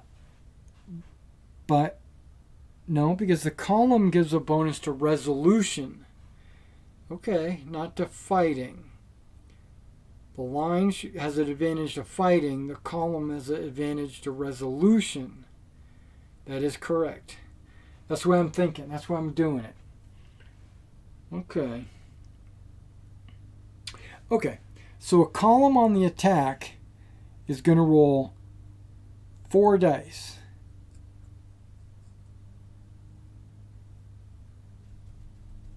And they're going to roll 6.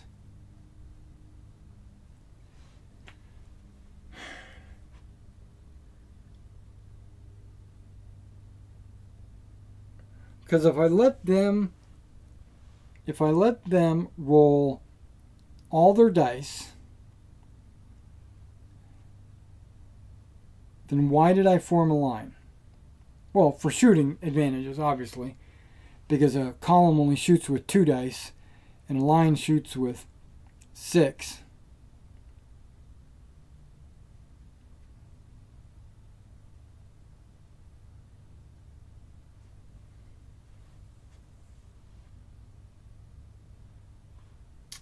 Yeah.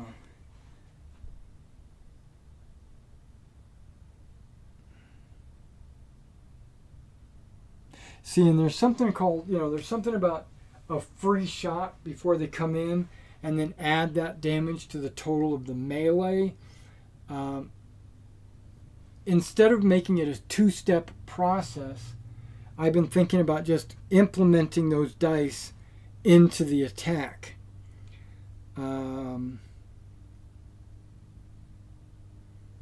That's why I was thinking half the dice for a line.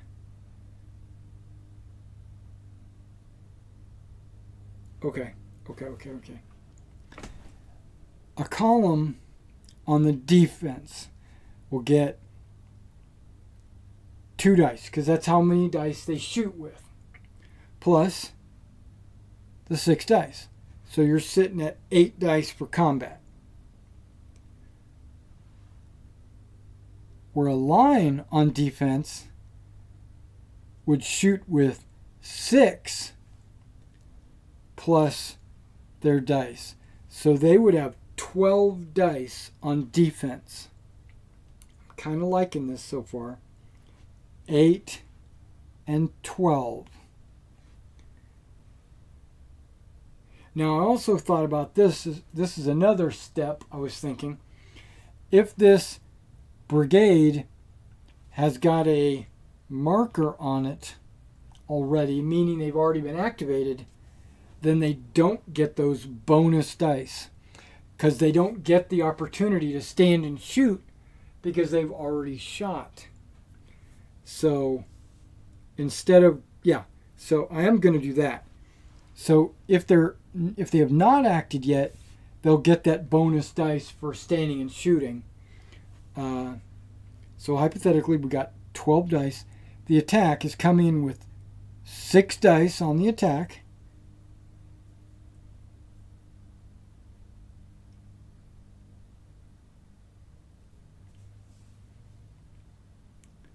But 6 against 12 is not really that good. There needs to be bonus. I don't know how I want to do this. So, I look for ideas from other sources. Right? Okay. And I kind of like the land of the free method. So we're going to take a look.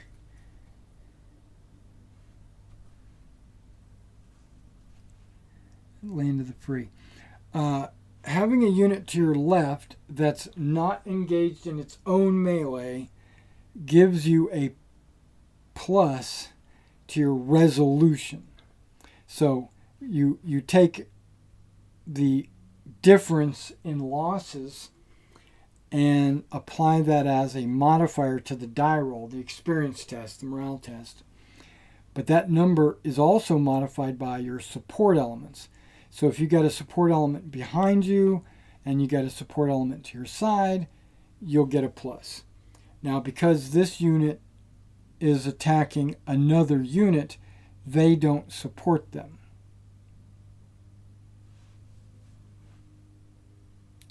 If you do this attack first and this unit is eliminated, and then you go to do this attack second, they would all of a sudden, instantly, magically become a supporting unit because they're not currently engaged. So the order in which you do melees might impact what is, your results. Okay, so this book talks about melees and charge interruptions. I don't want charge interruptions. I want it to be worked into the mechanics of the melee. I want it to be out of your hands, basically. Melee sequence. The player declares a charge.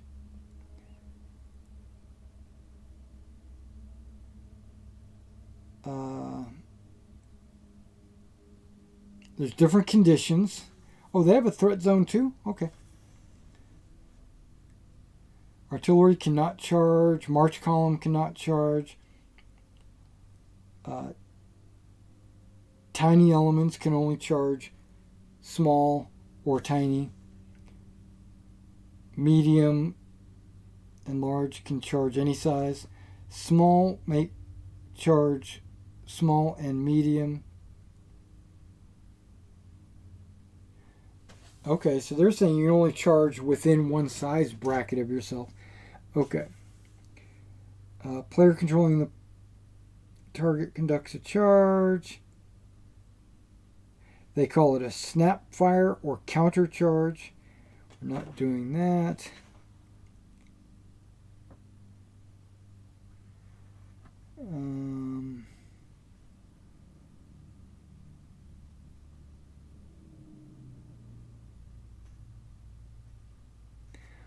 Once the combat order has been spotted, both players will place a pool of dice next to each element representing the number of dice they will roll for the melee.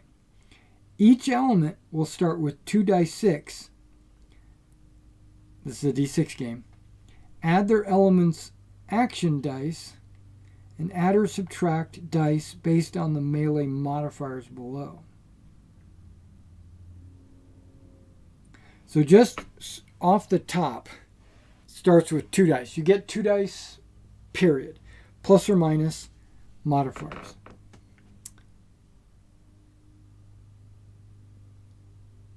Each player will take a number of hits for every 5 or better they roll. The side with the higher result is declared the winner, and the other side is the loser.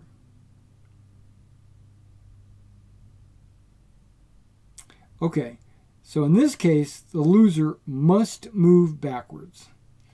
Okay, but we might or might not do that. We're going to go to, we're skipping that section, skipping that section.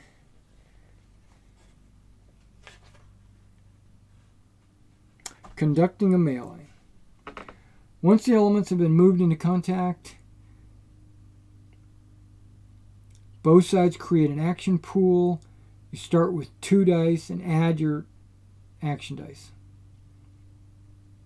Once the pools have been established, then you roll for 5s and 6s. Okay. If you charged, you get plus 2 dice. Okay, here we go. If you're in a battle line, you get 2 dice. And then flank is 2 dice.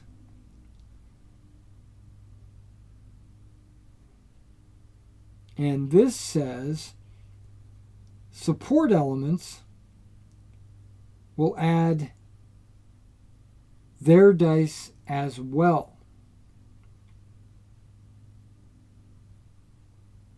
Element in support, element in close support. Okay.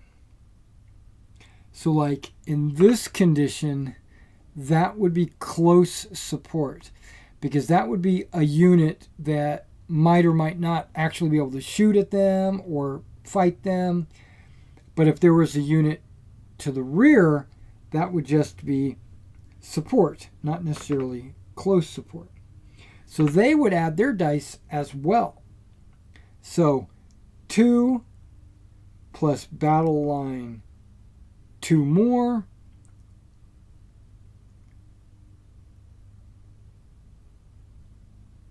plus, okay.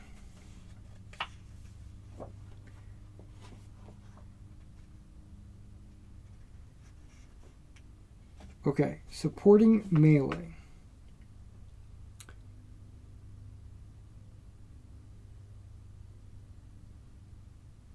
Okay, formed regiments would mutually support one another as the enemy in the battle, blah, blah, blah.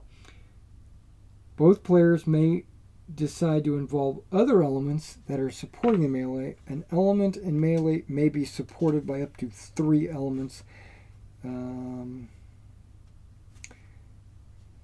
As long as they are within 6 inches of the leader element. So you measure from your leader to that leader. Okay, that's fine. But that's a different way. I'm not doing it exactly that way.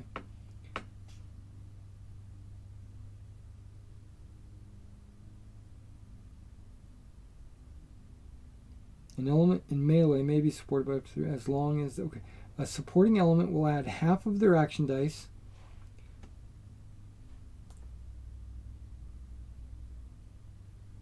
if there are supporting elements that have any portion of their bases within 1 inch of the threat zone of the enemy then I guess that's close support.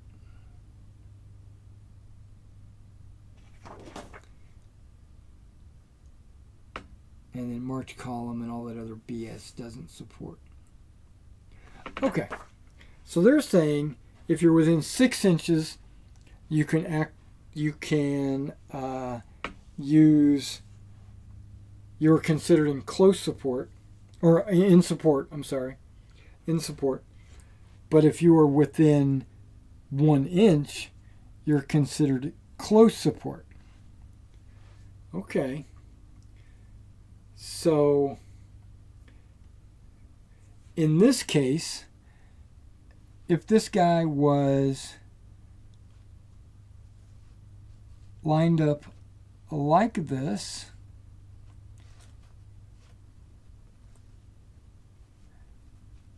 remember that argument I had with myself? Don't want ticky-tack? I would allow that to be a close support element to them. Because I think I like that rule. I like supporting elements. But I don't know if I like them adding that many dice to the fight. Because they're not actually in the thick of it, or in the thick of it, right? They're just this much. So, 2 dice. Yeah, I can see a close support adding 2 dice, and another supporting element adding 1 dice. But remember, that's adding to the actual melee and not the results. Because the only thing in this game to determine results is fighting unlimbered or march column, battle line versus like a warband, flank, fit versus shaken, which we don't use, I'm not going to use. If you're within your brigade commander's command range, you'll get 1 towards your results.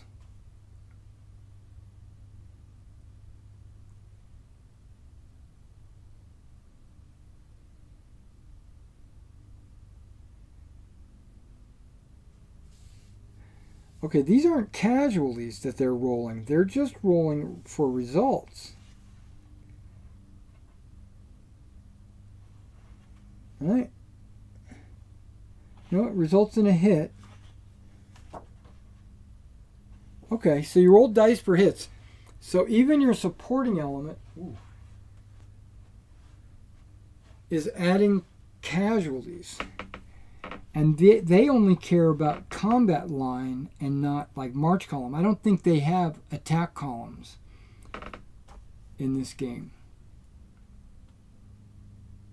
I don't think that's they have battle line.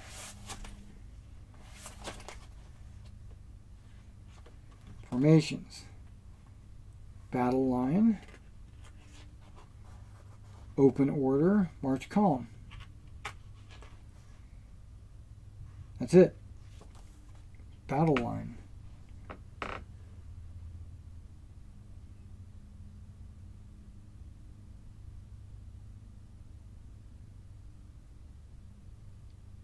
And this doesn't matter if your unit is larger or smaller than your opponent.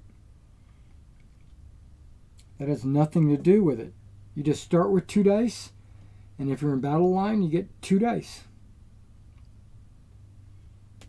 I have to think on that. I don't think I like that. I think bigger battalions should get pluses, but I do like the 2 dice for close support, something like that. You have a primary attack, and then you add an extra die or 2 for your supports, which will cause casualties, and it will cause more wounds, and it'll affect the overall results. Okay, guys, well, this is what we're going to call it. What time we got here? Hey, Patriot, thank you. And Charles, thank you for staying as long as you could. I know you're already gone. You might come back and watch this later. Yeah, so